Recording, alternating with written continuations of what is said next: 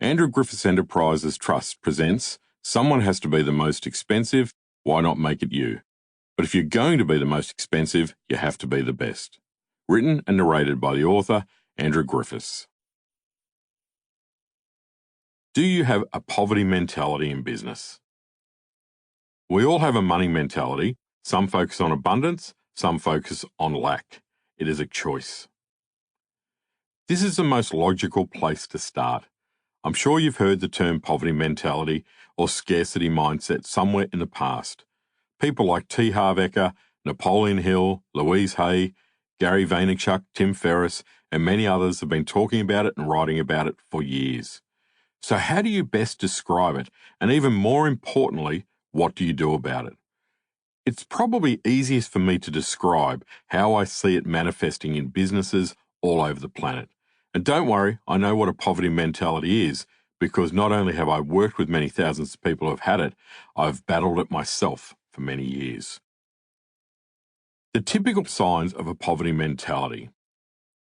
The typical signs of a poverty mentality or a scarcity mindset in business are not charging enough for the service or products being sold, difficulty, and I mean real difficulty, having conversations about money, a belief that our business will never be financially successful, offering discounts for our products or services before we even get asked for a discount, giving a discount just because someone asked for one, a mentality that we have to work really long hours for very little money, finding it hard to speak up and ask for what we want in a negotiation or a partnership, a perpetual fear that everything is going to come crashing down around us, a fear of losing our customers overnight, nervousness and anxiety when a new competitor enters the market, real resistance to putting prices up even if you haven't put them up for years, a form of depression where you think the struggle will never end,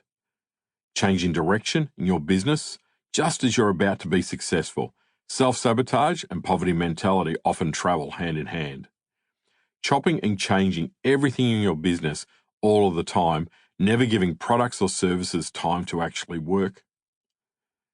The limiting belief that this is all our customers can afford to pay. Do any of these sound like you? Most of them? All of them?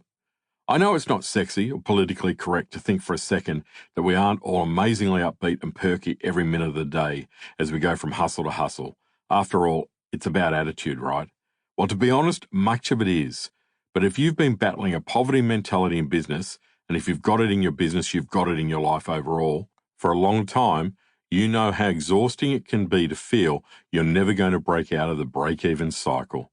You're generally getting by with just enough, but no more. Now, don't beat yourself up. As I mentioned in my introduction, it is ridiculously common, and this state of mind puts up all kinds of barriers, blocks, and nasty little challenges that actually prevent us from being abundant in our business. If you're thinking you don't have a poverty mentality, or imposter syndrome, or scarcity thinking, I can't for the life of me understand why you need this book, because if you're truly unburdened, you would already be confidently charging what you're worth, and perhaps you are the most expensive and the best at what you do. For the rest of us mere mortals, admitting that we've got a problem is, as cliched as it sounds, the perfect place to start our journey together. Once you accept the issue at hand, we can start to move beyond it. I know, I've been there, and I have to work not to slide back there when I'm going through a challenging time in my life or my business. The big problem is that having a poverty mentality in business clearly leads to heartache and grief, and my biggest desire is to help as many people as possible to move beyond that place of shame, frustration, exhaustion, and overwhelm. There is a much better option, believe me. My main point here is simple and tragic. A poverty mentality tends to manifest itself the most when it comes to what you charge for what you do. And typically, this means gross undercharging because we don't believe we deserve to be paid more. And that in turn leads to all kinds of things, most of which I'll scare you with in the next few minutes. Dedication. For the loves of my life, Lolita, Lala, and Leo the Lion. Disclaimer. The material in this publication is Sample complete. Ready to continue?